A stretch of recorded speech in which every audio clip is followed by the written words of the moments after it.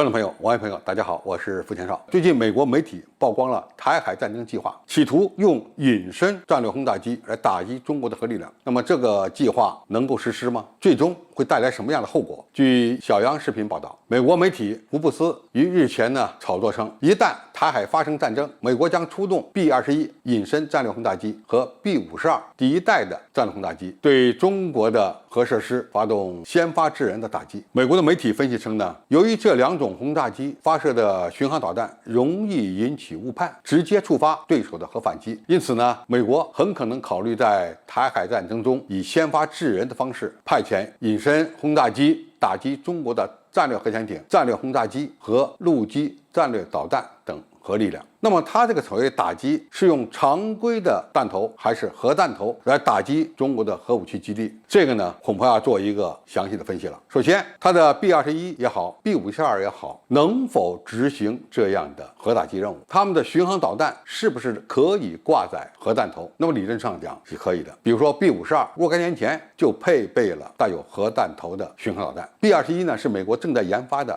新一代的隐身战略轰炸机，只不过它的个头和 B-2相比要小一点，航程也要短一点。但是如果把它部署在中国周边地区，它是完全可以够到中国大陆的纵深的一些军事目标的。那么下面我们就来看看它所谓的用 B-21和 B-52这两种战略轰炸机攻击中国的战略核潜艇、战略轰炸机和陆基战略导弹等核力量能否做得到。首先，战略核潜艇一般都是在深海活动的，它是否能够找到中国的战略核潜艇，这是要打一个问号的。因为一般来讲，反潜的任务不是由战略轰炸机来完成的，而是由反潜巡逻机来完成的。你找不到潜艇或者是战略核潜艇的位置，那你所谓的攻击就无从谈起。它顶多能够在外海发射巡航导弹攻击中国的战略导弹核潜艇的基地，但是你把基地炸毁了，但是核潜艇不在这个基地里面，那么你是达不到突袭的目的的。那么一旦你用了核弹头来攻击我们的核潜艇基地，那么就是核大战，那么我们就拥有二次反击的权利，因为你先动手的，那么我们肯定会还击。它攻击我们的战略轰炸机不是打空战，世界上的空战还没有说战略轰炸机对战略轰炸机之间的空战。那么显然它的目标是放在我们战略轰炸机的基地上，先发制人打我们的基地。但是一般来讲，我们的战略轰炸机的基地都是在纵深部署的，因为它飞得远，不需要部署在沿海。那么它发射的巡航导弹是否有这么远的射程，而且在深入中国大陆领空的过程中会不会被拦截，这个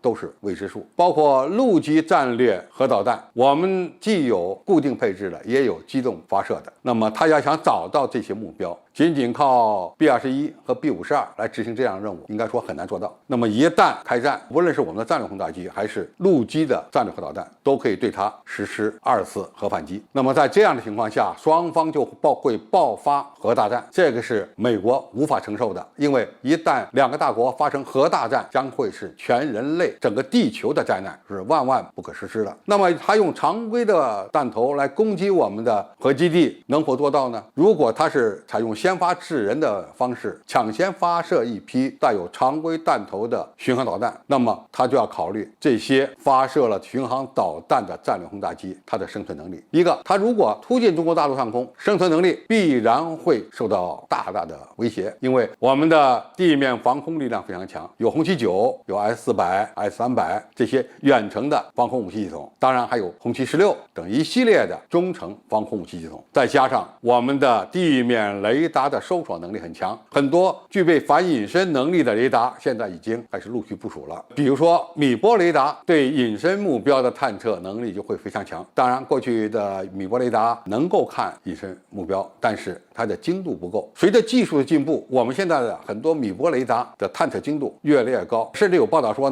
探测精度已经缩小为几十米了，甚至具备引导各类不同导弹对它们进行拦截的能力了。那即使是不能拦截，精度差一点，但是只要知道隐身目标的所在，它还可以引导我们的战斗机对突入我们领空的 B-21这种隐隐身轰炸机呢实施拦截打击。那 B-52就更不用说了，何况他们从哪起飞？目前主要基地就是关岛。B-21搞出来以后呢，它可以前沿部署，比如说部署在日本冲绳，但是这些地方距中国大陆太近，完全在我们的地对地弹道导弹的覆盖范围和我们巡航导弹的覆盖范围之内。那么一旦他们挑起冲突，最终他能否回去就是一个大问号了。你既然已经对我发动攻击了，那么空中的目标我要拦截，你的起飞基地我们必然也会对你发动攻击，让你出得来回不去。这样的前景后果，我想美国的鹰派应该会想到。那么最终台海问题的解决，主导方应该在中国大陆，这是中国的内政。美国想武力干涉，应该说没有这样的能力。即使他想武力干涉，其后果也会非常严重的。这些鹰派必须三思而后行。好，今天介绍就到这里，谢谢大家收看。感兴趣的朋友，我们可以在下面的留言区